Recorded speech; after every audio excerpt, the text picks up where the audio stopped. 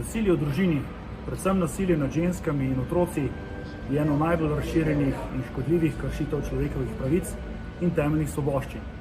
Zaradi stigme, strahu, sramu ali občutka ponižanja pogosto tudi ni prijavljeno.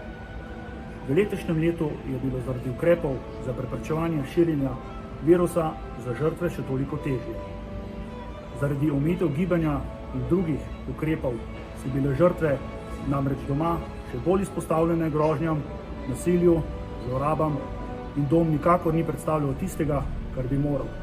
To je varnost, sproščenost in ljubeč odnos med domačimi.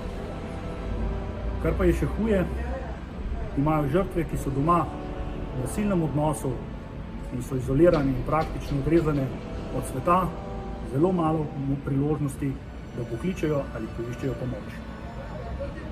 Letošnji praznični december je za vse nas potekal nekoliko drugače kot pretekla leta.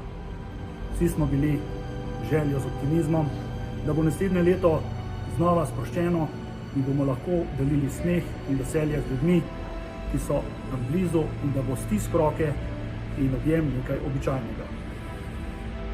Vseeno pa poskušamo biti strpni drug do drugega in si pomagajmo in pomagajmo tudi tistim, ki zaradi različnih oblik nasilja sami tega ne zmorejo.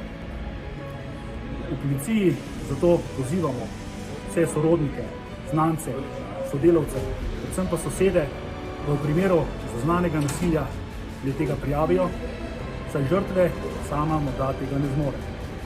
Lahko pokličete številko 113 ali na anonimni telefon 80 1200.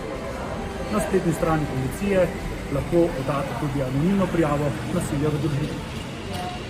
Policija bo kljub epidemiji vedno storila vse za zaščito žrtev, sporočamo pa tudi vam, povzročiteljem nasilja, da bomo zoper vas dosledno in vedno ukrepali. Ne pozabimo pa tudi na otroke in mladostnike, ki imajo manj neposrednih stikov s sošolci in prijatelji, ker so v tem obdobju morda še najbolj izpostavljeni in popolnoma odvisni od drugih.